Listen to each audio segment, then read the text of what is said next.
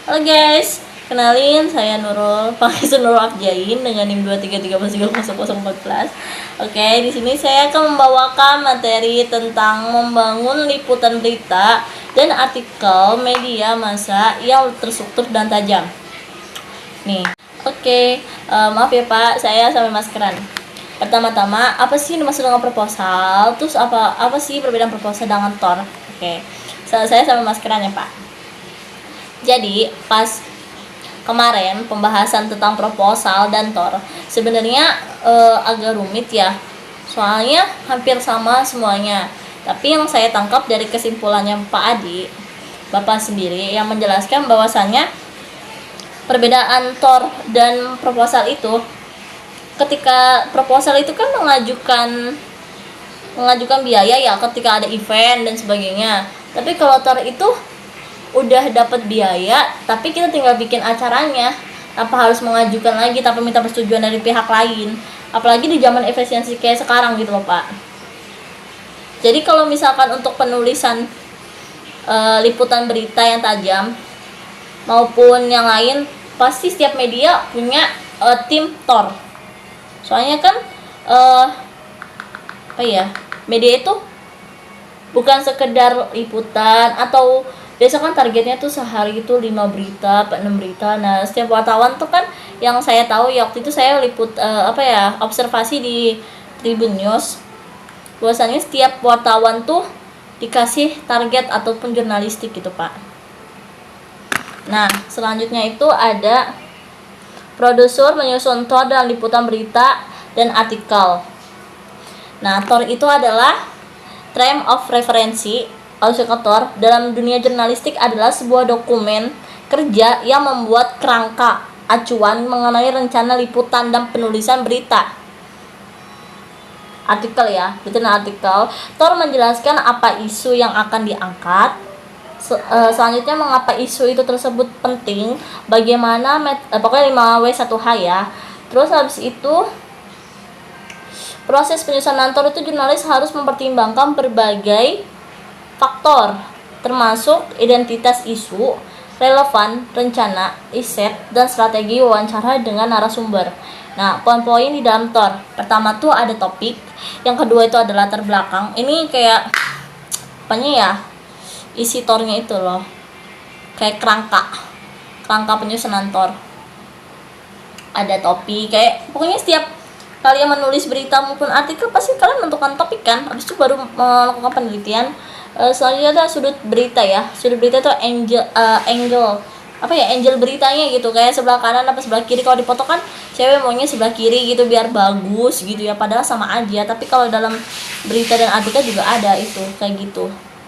Nah, selanjutnya tuh pembagian penulisan. Jadi misalkan di kelompok jurnalistik tuh ya, ada 5 apa 6 orang, dibagi-bagi siapa yang jadi editor, siapa yang jadi ini, siapa yang upload. Tapi biasa kalau upload tuh ada pembagiannya sendiri. Jadi kayak TOR itu tuh kayak digunakan dengan keadaan darurat guys ya.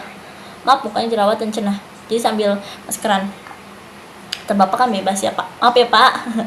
Selanjutnya aduh nggak rata cenah. Nah, siapa ya, kemarin kan teman saya si Lulun jelasin yang kalau TOR itu digunakan dengan keadaan terdesak. Terus ada lagi yang nanya kayak bagaimana kalau misalkan ya, setiap pembagian artikel maupun berita gitu ya, kan ada pembagiannya, ada editor dan segala macam. Terus gimana, apakah terpakai kayak itu? Menurut saya ya, kalau TOR itu tuh dipakai tuh ketika nih terdesak, kayak benar-benar terdesak banget gitu ya. Nah, komponen yang ada dalam TOR, berita dan artikel media massa ya, ini berfungsi sebagai pedoman bagi jurnalis dalam menjalankan tugasnya. TOR membantu memastikan bahwa liputan dilakukan secara sistematis. Jadi kayak jadwalnya sistem gitu. Kayak sebenarnya kalau di marketing tuh kayak ada manajemen konten ya, kayak upload kontennya kapan gitu. Selanjutnya itu tuh komponen utama dalam TOR peliputan berita dan artikel nih.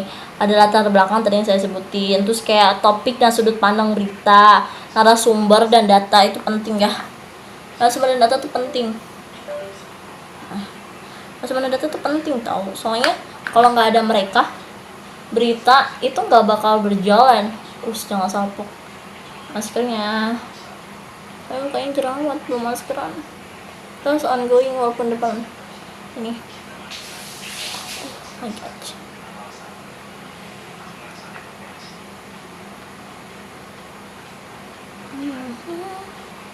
Nah, selanjutnya itu ada peran Tor dalam meningkatkan kualitas dan akurasi hasil peliput. Nah, menjamin fokus dan relevansi liputan. Terus yang kedua itu meningkatkan akurasi informasi. Terus yang keempat itu ada meningkatkan efisiensi yang ketiga itu ada meningkatkan efisiensi waktu dan sumber daya. Jadi kayak mempersingkat waktu. Lalu itu ada memastikan standar etika dan profesionalitas. Nah, faktor-faktor yang mempengaruhi keberhasilan Tor dalam liputan. Pertama itu adalah kejelasan tujuan peliput. Yang kedua itu adalah ruang lingkup, fokus isu ya. Ya kayak satu fokus isunya gitu, jangan berbagai macam isu disebutin. Terus penentuan narasumber kunci yang akurat, kayak siapa yang benar-benar ngelihat kejadian kayak tabrakan motor tuh, siapa benar-benar ngelihat gitu, kayak itu penting banget. Soalnya kalau kita nyari narasumber yang asal-asal gitu ya, itu bisa membuat berita itu menjadi hoax gitu, tidak baik intinya. Lalu kayak itu koordinasi dan komunikasi tim produksi, kita harus koordinasi ya. Terus yang terakhir adalah evaluasi, pasti semuanya evaluasi. Terus upaya media massa mengatasi hambatan. Ini hambatan dalam Tor itu ada menyebarkan informasi dan edukasi publik. Yang kedua itu ada kolaborasi dan diskusi publik, kayak semua tim harus diskusi. Pemanfaatan teknologi, inovasi digital. Yang selanjutnya itu penekanan pada transparansi ya, dan kebijakan. Nah, terus yang terakhir itu ada penyelesaian strategi komunikasi.